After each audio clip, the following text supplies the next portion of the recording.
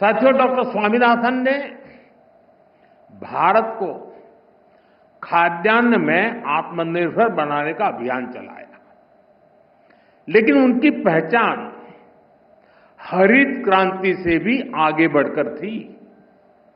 वो खेती में केमिकल के बढ़ते प्रयोग और मोनोकल्चर फार्मिंग के खतरों से किसानों को लगातार जागरूक करते रहे।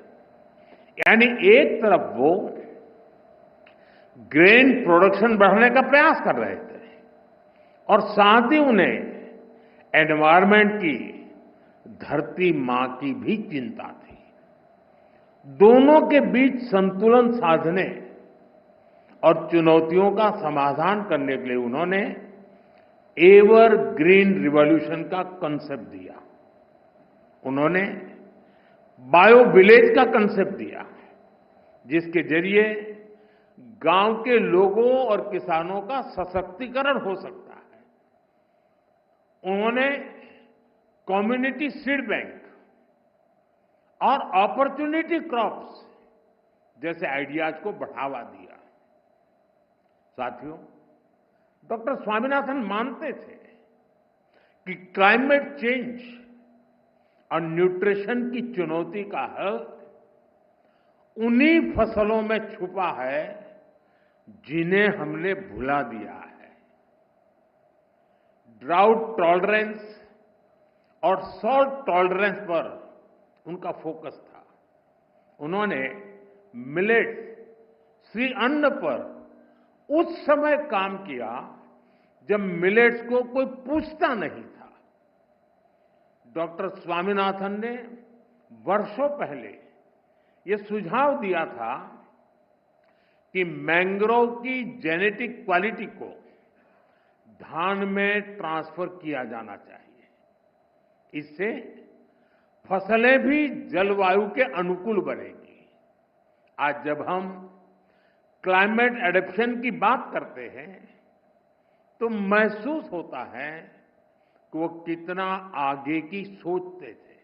साथियों, डॉक्टर स्वामीनाथन के साथ मेरा जुड़ाव कई वर्षों पुराना था।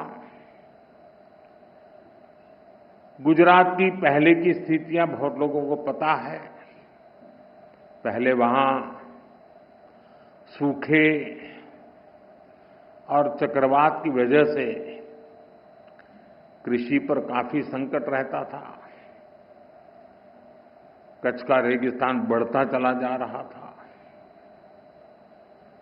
जब मैं मुख्यमंत्री था तो उसी दौरान हमने सॉइल हेल्थ कार्ड योजना पर काम शुरू किया। मुझे याद है प्रोफेसर स्वामीनाथन ने उसमें बहुत ज्यादा इंटरेस्ट दिखाया। उन्होंने खुले दिल से हमें सुझाव दिया, हमारा मार्गदर्शन किया। उनके योगदान से इस पहल को जबरदस्त सफलता भी मिली। करीब 20 साल हुए जब मैं तमिलनाडु में उनके रिसर्च फाउंडेशन के सेंटर पर गया था। साल 2017 में मुझे उनकी लिखी किताब the quest for a world without hunger उसको रिलीज करने का मौका मिला था।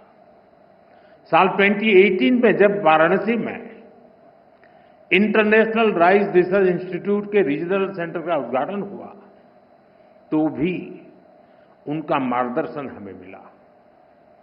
उनसे हुई हर मुलाकात मेरे लिए एक लर्निंग एक्सपीरियंस होती थी। उन्होंने एक बार कहा था, science is not just about discovery but delivery. और उन्होंने इसे अपने कार्यों से सिद्ध किया। वो केवल रिसर्च नहीं करते थे, बल्कि खेती के तौर तरीके बदलने के लिए किसानों को प्रेरित भी करते थे। आज भी भारत के एग्रीकल्चर सेक्टर में उनकी अप्रोच, उनके विचार हर तरफ नजर आते हैं। वो सही मायने में मां भारती के रत्न थे। मैं इसे अपना सौभाग्य मानता हूं कि डॉक्टर स्वामीनाथन को हमारी सरकार में भारत रत्न से सम्मानित करने का सौभाग्य मिला।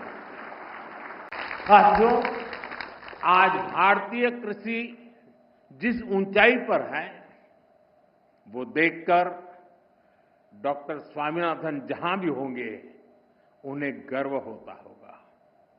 आज भारत दूध, दाल और जूट के प्रोडक्शन में नंबर 1 है। आज भारत चावल, गेहूं, कपास, फल और सब्जी के उत्पादन में नंबर 2 पर है। आज भारत दुनिया का दूसरा सबसे बड़ा फिश प्रोड्यूसर भी है।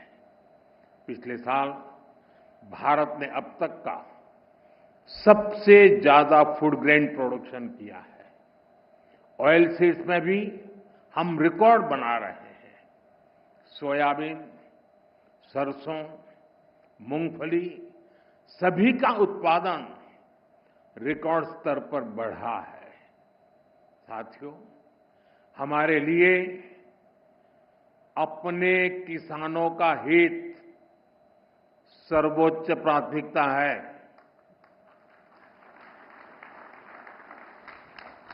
भारत अपने किसानों के, पशुपालकों के और मछुआरे भाई बहनों के हितों के साथ कभी भी समझौता नहीं करेगा।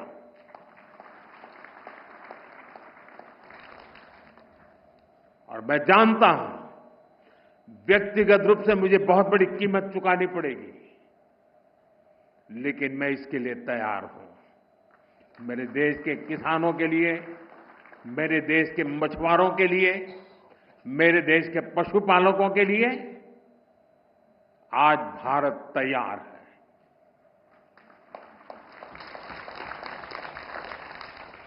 किसानों की आय बढ़ाना,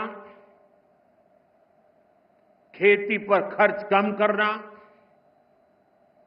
आय के नए स्रोत बनाना, इन लक्ष्यों पर हम लगातार काम कर रहे हैं।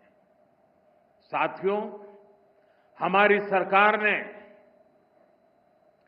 किसानों की ताकत को देश की प्रगति का आधार माना है। इसलिए बीते वर्षों में जो नीतियां बनी उनमें सिर्फ मदद नहीं थी, किसानों में भरोसा बढ़ाने का प्रयास भी था। पीएम किसान सम्मान निधि से मिलने वाली सीधी सहायता ने छोटे किसानों को आत्मबल दिया है। पीएम फसल बीमा योजना ने किसानों को जोखिम से सुरक्षा दी है। सिंचाई से जुड़ी समस्याओं को पीएम कृषि सिंचाई योजना के माध्यम से दूर किया गया है।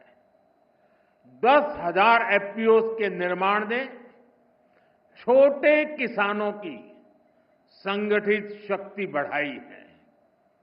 कोऑपरेटिव्स और सेल्फ हेल्प ग्रुप्स को आर्थिक मदद ने ग्रामीण अर्थव्यवस्था को नई गति दी है। ई-नाम की वजह से किसानों को अपनी उपज बेचने की आसानी हुई है। पीएम किसान संपदा योजना ने नई फूड प्रोसेसिंग यूनिट्स, भंडारण के अभियान को भी गति दी है। हाल ही में पीएम धन धान्य योजना को भी मंजूरी दी गई है।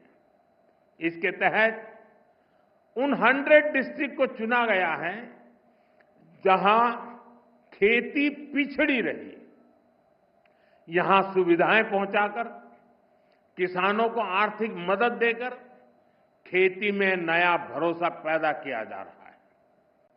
साथियों, 21वीं सदी का भारत विकसित होने के लिए पूरी जी जान से जुटा है और ये लक्ष्य हर वर्ग, हर प्रोफेशन के योगदान से ही हासिल होगा। डॉक्टर स्वामीनाथन से प्रेरणा लेते हुए अब देश के वैज्ञानिकों के पास एक बार फिर इतिहास रचने का मौका है। पिछली पीढ़ी के वैज्ञानिकों ने फूड सिक्योरिटी सुनिश्चित की। अब न्यूट्रिशनल सिक्योरिटी पर फोकस करने की आवश्यकता है। हमें बायो फोर्टिफाइड और न्यूट्रिशन से भरपूर फसलों को व्यापक स्तर पर बढ़ाना होगा ताकि लोगों का स्वास्थ्य बेहतर हो, केमिकल का उपयोग कम हो, नेचुरल फार्मिंग को बढ़ावा मिले। इसके लिए हमें अधिक तत्परता दिखानी होगी। साथियों, क्लाइमेट चेंज से जुड़ी चुनौतियों से आप भली भांति परिचित हैं। हमें क्लाइमेट रेजिलिएंट क्रॉप्स की ज्यादा से ज्यादा वैरायटीज को विकसित करना होगा। ड्राउट टॉलरेंट, हीट रेजिस्टेंट और फ्लड एडेप्टिव फसलों पर फोकस करना होगा। फसल चक्र कैसे बदला जाए, किस मिट्टी के लिए क्या उपयुक्त है, उस पर अधिक रिसर्च होनी चाहिए। इसके साथ ही हमें सस्ते सॉइल टेस्टिंग टूल्स और न्यूट्रिएंट मैनेजमेंट के तरीके से उसको भी विकसित करने की आवश्यकता है। साथियों, हमें सोलर पावर्ड माइक्रो इरिगेशन की दिशा में और ज्यादा काम करने की आवश्यकता है। ड्रिप सिस्टम और प्रिसिशन इरिगेशन को हमें ज्यादा व्यापक और असरदार बनाना होगा। क्या हम सैटेलाइट डेटा, एआई और मशीन लर्निंग को जोड़ सकते हैं? क्या हम ऐसा सिस्टम बना सकते हैं जो उपज का पूर्वानुमान दे सके, कीटों की निगरानी कर सके और बुआई के लिए गाइड कर सके? क्या हर जिले में ऐसा real time decision support system पहुंचाया जा सकता है? आप सभी एग्रीटेक स्टार्टअप्स को भी निरंतर गाइड करते रहिए। आज बड़ी संख्या में इनोवेटिव युवा खेती की समस्याओं का समाधान निकालने में जुटे हैं। अगर आप जो अनुभवी लोग हैं, आप अगर लोग उन्हें गाइड करेंगे तो उनके बनाए प्रोडक्ट ज्यादा प्रभावशाली होंगे और यूजर फ्रेंडली होंगे। साथियों, हमारे किसान और हमारे किसान समुदायों के पास पारंपरिक ज्ञान का खजाना है।